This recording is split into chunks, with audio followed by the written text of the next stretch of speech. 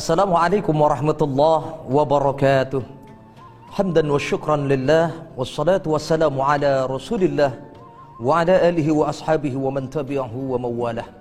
Wala khawla wala quwwata illa billah, amma ba'du wa ba'da tahiyyah. Rabbi shrah li sadri wa yassir li amri wahlul 'uqdatam min lisani yafqahu qawli.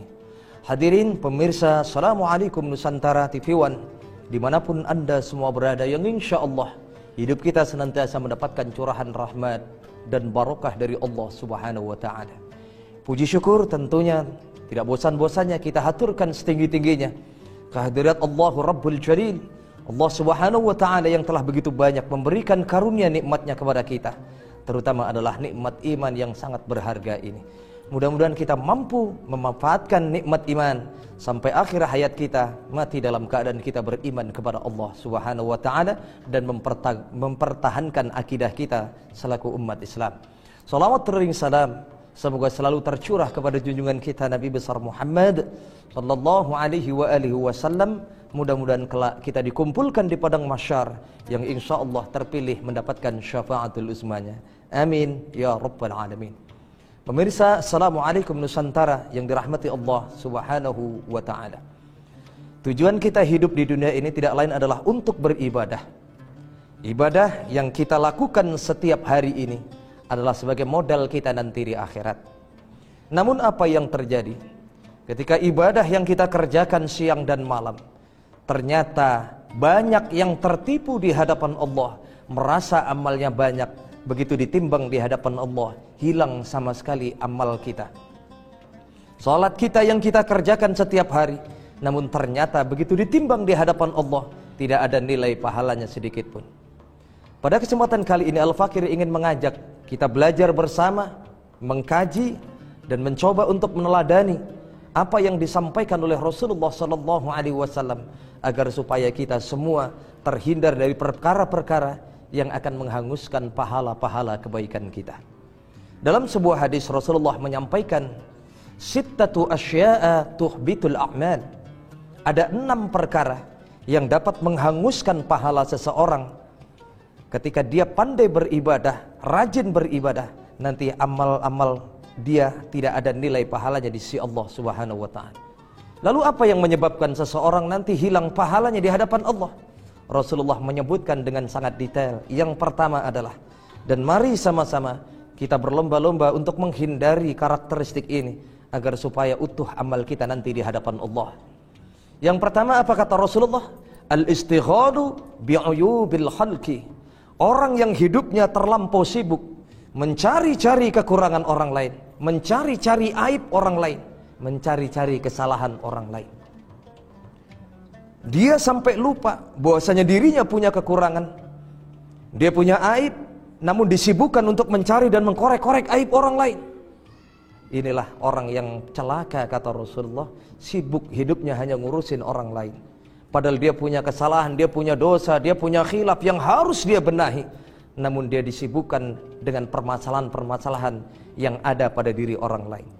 Namun di saat orang lain punya salah, orang lain punya khilaf, orang lain punya permasalahan, Masya Allah, lantang sekali lisan itu untuk menghujat orang tersebut, mencari kesalahan orang tersebut, senang sekali mencibir orang lain.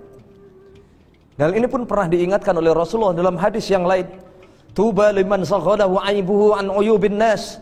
Berbahagialah manusia di saat dia punya kekurangan, dia punya kesalahan, kemudian dia disibukkan dengan kesalahannya sendiri, sehingga dia nggak sempat lagi mencari-cari kekurangan orang lain, mencari-cari aib orang lain, karena dirinya sendiri pun masih banyak yang harus dia benahi. Ketika ada orang lain nggak pernah sholat berjamaah di masjid, padahal dia ibadah, tapi tujuan ibadahnya untuk mencela orang lain, pengen dilihat oleh orang lain. Masya Allah, padahal tanpa dia sadari, dirinya pun sering meninggalkan sholat. Orang yang sholatnya hanya setiap setiap hari Jumat datang ke masjid, dia hina, dia caci maki, apa itu sholat hanya seminggu sekali. Padahal tanpa dia sadari, dia sendiri pun sholatnya masih suka bolong-bolong. Dan ini yang harus kita pahami bersama-sama. benahi diri kita. Jika kita belum sempurna melaksanakan ibadah sholat, jangan buru-buru kita menyalahkan orang lain. Benahi diri kita. Tuba liman sakhona wa aibuhu an uyubin nas. Berbahagialah manusia, dia punya kekurangan, terutama dalam hal ibadah. Dia sibukkan dirinya untuk membenahi ibadah-ibadah yang belum sempurna. Karena sekarang ini banyak orang yang dengan mudah meninggalkan sholat 5 waktu. Zuhur disibukkan dengan perkara dunia. Subuh tidak sedikit pula yang kesiangan. Ini kita sering disinggung dalam sebuah syair. Subuh kesiangan, zuhur kerepotan, asar di perjalanan, maghrib kecapean, isya ketiduran. Ini yang harus sama-sama kita benahi. Jangan-jangan kita selama ini sering mencela ibadah sholatnya orang lain, kita sendiri sholat subuhnya masih suka kesiangan. Duhur kita masih kerepotan, disibukkan dengan perkara dunia di tempat kerjaan kita, di kantor kita. Kok gampang banget mencela orang lain, oh sholatnya cuma seminggu sekali. Inilah yang disampaikan oleh Rasulullah. Jangan mudah kita mencari dan mengkorek-korek aib orang lain. Kita pun punya kekurangan, kita pun punya kesalahan yang harus kita sama-sama benahi. Hadirin pemirsa, Assalamualaikum Nusantara yang insya Allah dirahmati oleh Allah Subhanahu wa ta'ala. Kemudian apa ciri-ciri yang kedua yang membuat amal kita nanti terbakar oleh perbuatan-perbuatan ini? Yang kedua adalah qaswatul qalbi. Orang yang keras hatinya, sulit sekali menerima kebenaran dan nasihat yang hak dari orang lain. Ini hati-hati. Di saat kita punya watak yang keras, sulit menerima kebenaran, jangan-jangan tertutup keimanan kita, tertutup kebaikan kita, tertutup segala macam ajaran-ajaran yang hak yang Allah sampaikan melalui Rasulullah, yang sampai kita dengarkan dari para alim ulama, nasihat-nasihat yang baik. Namun karena hati kita ini keras, cenderung kita mengabaikan kalimat-kalimat yang hak, nasihat-nasihat yang mulia. Malah cenderung ketika ada orang yang memberikan nasihat kepada kita, orang tersebut malah justru kita maki-maki. Na'udzubillah min dzalik. Mudah-mudahan kita dihindarkan dari perkara ini. Diberikan nasihat yang baik oleh orang tua kita, atau diberikan nasihat yang baik oleh teman-teman kita, malah cenderung keluar dari lisannya kalimat yang sangat kasar. Daripada ente ngurusin aneh, mendingan ente ngurusin hidup ente sendiri. Padahal sebenarnya itu kebaikan yang dia sampaikan kepada kita. Maka dari itu mari sama-sama mudahlah kita menerima kebaikan dari orang lain, agar supaya diri kita mudah untuk melangkahkan niat kita beribadah kepada Allah Subhanahu wa ta'ala.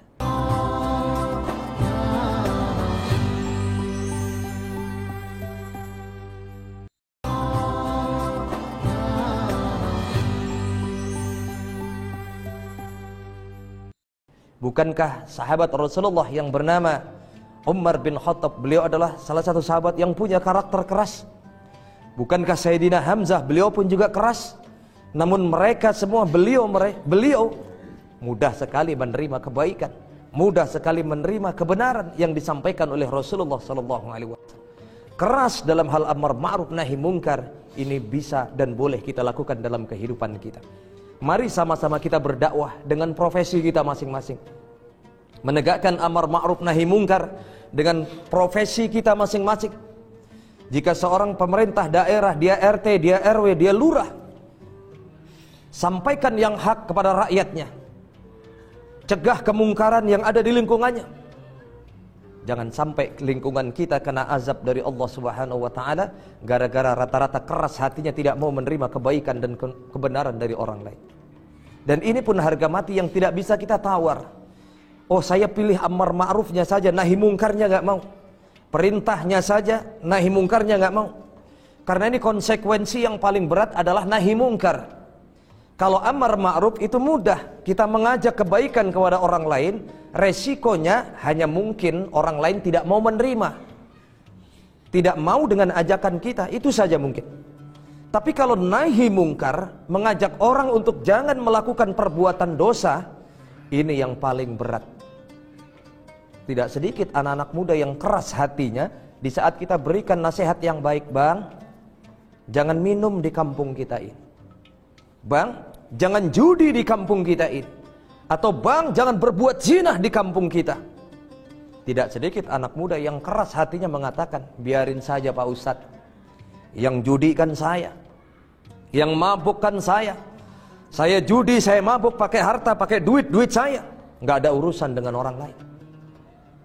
Seringkah kita mendengar jawaban-jawaban seperti dari anak muda yang terlibat dan terjebak memiliki sifat qaswatul qalbi di saat diberikan nasihat yang baik dari orang lain. Nah, atau mas, jangan mabuk di kampung kita, jangan zina di kampung kita. Biarin aja Pak RT, biarin aja Pak RT, biarin aja Pak Lurah. Yang judi, yang zina, yang mabuk saya. Saya judi pakai duit saya zina pakai uang saya. Urusan sehat, urusan sakit, urusan saya. Masa bodoh dengan orang lain. Masya Allah. Ini hukum alam pun juga bisa berkata demikian.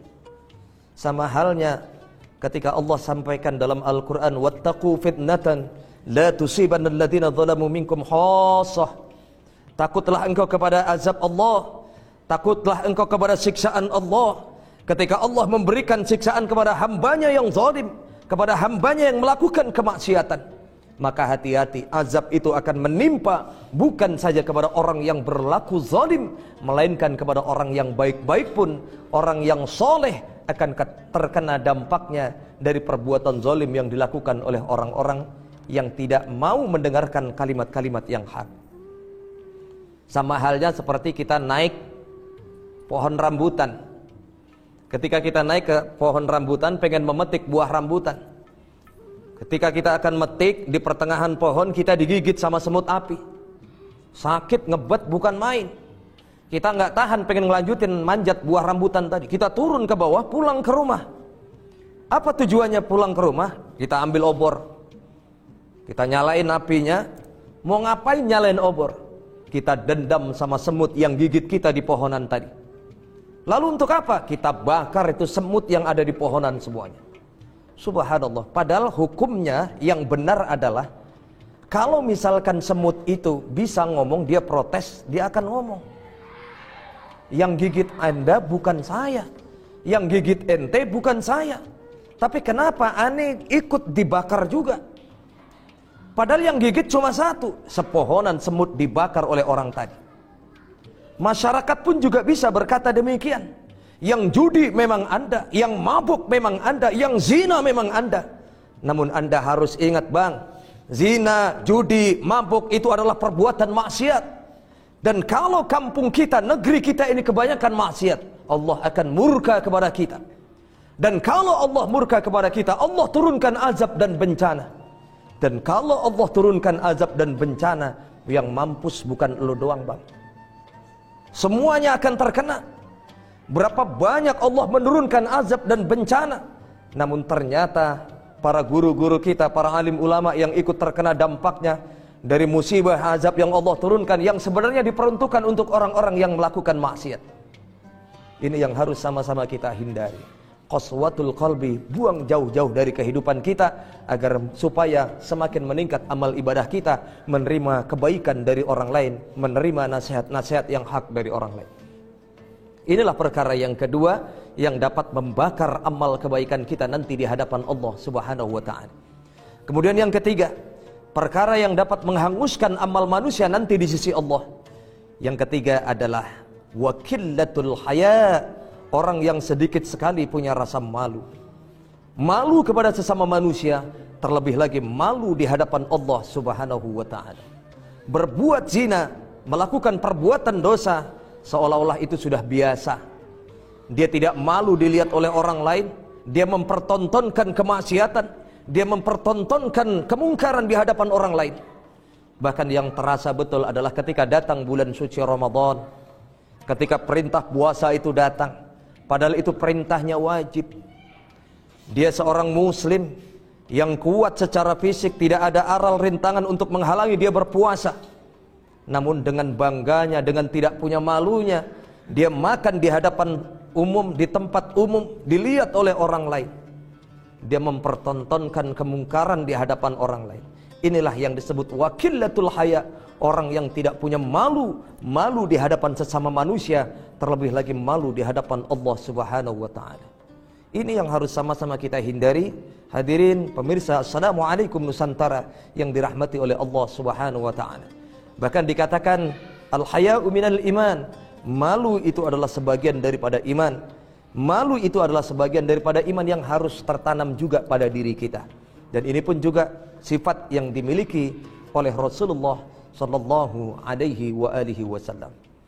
Kemudian yang keempat, salah satu ciri-ciri yang ada pada diri manusia yang dapat membakar amal seseorang, wa tulul amal, orang yang panjang angan-angan tanpa dibekali usaha. Ini luar biasa, orang panjang angan-angan tanpa usaha. Pengen kaya, nggak pernah mau kerja, cuma diam diri di rumah, nggak pernah mau usaha bekerja. Pengen pinter, nggak pernah mau datang ke majelis ta'lim. Pengen punya ilmu, pengen sempurna ibadahnya, tapi malas datang ke kajian ilmu. Ini nggak sedikit orang yang alergi dengan majelis ta'lim. Padahal di kampungnya ada majelis ta'lim dan diumumkan ada pengajian di kampung kita setiap hari ini. Padahal dia pengen ibadahnya sempurna, tapi setiap ada kajian dia tidak mau datang. Bahkan yang bahaya lagi ketika orang memiliki kefanatikan terhadap paham-paham tertentu. Kalau bukan aliran ini, kalau bukan faham ini, aku nggak mau datang. Kalau bukan ustadz ini, aku nggak mau datang ke pengajian. Masya Allah. Padahal ini secara tidak langsung memiskinkan diri kita sendiri tentang pengetahuan agama. Perbanyaklah guru, perbanyaklah kita belajar agar untuk menyempurnakan amal ibadah kita. Semakin banyak guru, maka secara tidak langsung akan semakin banyak ilmu yang kita dapatkan. Jika ilmu banyak kita dapatkan, maka insya Allah akan semakin menyempurnakan amal ibadah kita.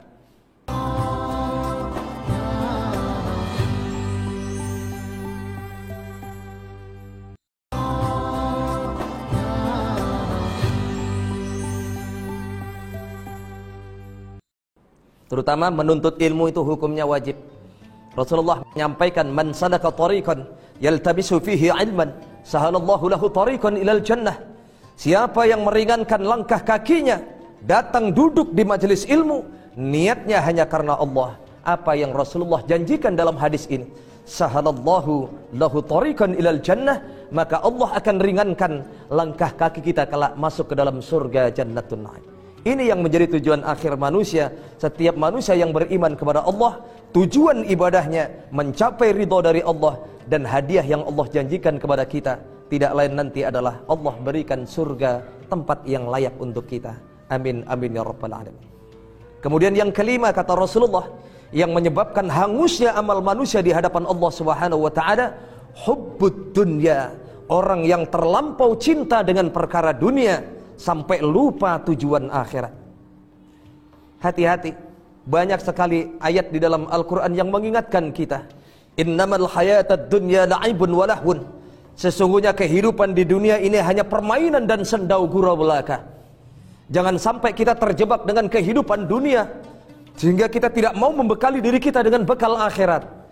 Ingat wahai saudaraku yang dirahmati Allah, oleh Allah Subhanahu wa taala, walal akhiratu khairul laka minal ula. Kampung akhirat itu jauh lebih hebat, jauh lebih sempurna dari kampung dunia yang saat ini kita tempati. Jangan pernah kita berpikir kehidupan di dunia ini adalah segala-galanya. Kehidupan akhirat adalah kehidupan yang abadi. Kehidupan akhirat adalah kehidupan yang sangat menjanjikan buat orang yang beriman. Maka kebahagiaan-kebahagiaan yang akan kita raih nanti di akhirat. Maka Imam Ghazali mengatakan, hubbud dunya ra'su kulli khati'atin. Cinta kepada dunia terlampau berlebihan adalah pangkal dari sebuah kekeliruan.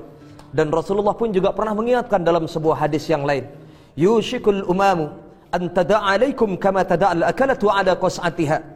Akan datang bencana dan musibah di akhir zaman nanti. Lihat umatku nanti, nasib mereka bagaikan sampah di tengah lautan, bagaikan buih di tengah lautan. Mereka diombang-ambingkan oleh ombak badai di tengah lautan sampai ke pesisir pantai, tanpa punya makna dan arti sama sekali di hadapan musuh umat Islam. Sahabat saat itu bertanya, amin kallatu nahnu yauma idzi ya Rasulullah. Apakah saat itu jumlah umat Islam sedikit ya Rasulullah? Sampai sebegitu mudahnya umat Islam diporak-porandakan oleh musuh umat Islam. Sebegitu mudahnya umat Islam dipermainkan oleh umat Islam. bagaikan hidangan di atas meja yang dicabik-cabik oleh orang yang kelaparan di atas meja hidangan. Apa kata Rasulullah? La bal antum katsirun walakinnahum ghusaun ka ghusa'us syail. Tidak, justru jumlah kalian nanti banyak. Kalian banyak, kalian mayoritas. Namun kalian seolah-olah tidak punya daya dan kekuatan di hadapan musuh umat Islam. Hanya banyak dalam hal jumlah saja, namun kita tidak punya kekuatan sama sekali di hadapan musuh umat Islam. Ekonomi kita lemah, dikuasai oleh orang-orang kafir. Ekonomi kita tidak berdaya karena mereka yang punya aset, yang punya segala-galanya justru bukan umat Islam. Kita hanya menang jumlah, namun dalam segala aspek dan dalam segala sektor kita tidak punya kekuatan di hadapan mereka. Dan inilah yang membuat Rasulullah saat itu ditanya oleh sahabat, "Ya Rasulullah, abin kallatu nahnu yauma idzi ya Rasulullah?" Apakah jumlah yang kami saat itu sedikit ya Rasulullah sehingga kami gampang dan mudah dipermainkan? Bukan. Lalu apa penyebab umat Islam nanti gampang diporak-porandakan oleh musuh umat Islam? Wala yaqdhifannallaha fi qulubikumul wahan, yang menyebabkan porak-porandanya persatuan umat Islam nanti tidak lain karena umatku nanti di akhir zaman mereka dihinggapi penyakit yang sangat kronis. Apa penyakit kronis itu ya Rasulullah? Yaitu penyakit wahan. Wamal wahan ya Rasulullah? Apa itu wahan ya Rasulullah? Dan disinilah Rasulullah menjawab, hubbud dunya wa karahiyatul maut. Orang yang terlampau cinta dengan perkara dunia sampai-sampai akhirnya dia takut menghadapi ajal kematiannya. Ini yang sangat berbahaya. Orang yang terlalu cinta dengan perkara dunia, cinta kepada hartanya, itu cenderung takut ditinggal oleh hartanya. Orang yang takut kehilangan hartanya, secara otomatis dia akan takut menghadapi kematian. Bagaimana nasib aset saya nanti? Bagaimana nasib harta saya nanti? Kalau saya mati, siapa yang akan mengambil harta saya? Terus dan terus dilanda ketakutan yang luar biasa gara-gara kecintaan dia yang terlampau berlebihan dengan dunia. Inilah yang harus kita hindari, hubbud dunya, terlampau cinta kepada dunia. Cinta kepada dunia bukan perkara yang keliru. Sebab dunia ini adalah ladang kita, modal kita untuk bercocok tanam amal kebaikan yang nanti panennya di akhirat. Sebagaimana doa sapu jagat yang sering kita dengar di dalam Al-Quran dengan kalimat yang mulia, Rabbana atina fid dunya hasanah wa fil akhirati hasanah wa qina adzabannar. Kita minta kepada Allah agar diberikan kebaikan hidup kita di dunia. Artinya dunia pun juga harus kita kejar. Wa fil akhirati hasanah, minta agar baik pula hidup kita di akhirat. Wa qina adzabannar, hindarkan kami dari siksa api neraka. Hadirin pemirsa, Assalamualaikum Nusantara yang insyaallah dirahmati oleh Allah Subhanahu wa taala. Kemudian yang terakhir, perkara yang dapat menghanguskan amal kebaikan seseorang tidak lain adalah zulmun la yantahi. Orang yang melakukan perbuatan zalim tanpa pernah berpikir untuk bertaubat kepada Allah. Orang yang berbuat zalim itu lumrah, setiap manusia pernah melakukan dosa dan kesalahan. Kullu bani adama khata'un wa khairu khata'iha at-tawwabun. Setiap anak cucu Adam pasti tidak mungkin tidak pernah melakukan kesalahan dan dosa. Wa khairu khata'iha at-tawwabun, namun sebaik-baik orang yang melakukan kesalahan, buru-buru dia bertaubat kepada Allah Subhanahu wa ta'ala. Namun apa rahasianya agar taubat kita diterima oleh Allah Subhanahu wa ta'ala? Menurut Imam An-Nawawi Al-Bantani yang disampaikan dalam kitab Al-Azkar, ciri taubatan nasuha, jika ingin taubat kita diterima oleh Allah Subhanahu wa ta'ala, jika taubat kita meliputi 3 hal. Apa itu 3 hal? Yang pertama, jika ingin taubat kita diterima oleh Allah, menyesali perbuatan dosa yang pernah kita kerjakan. Tahapan awal, nyesal dulu. Kita dulu pernah melakukan maksiat, kita dulu pernah melakukan dosa. Kunci pertama adalah menyesali perbuatan dosa. Kemudian yang kedua, berjanji tidak akan mengulangi perbuatan dosa yang pernah kita lakukan. Ini syarat yang kedua agar taubat kita diampuni oleh Allah Subhanahu wa ta'ala.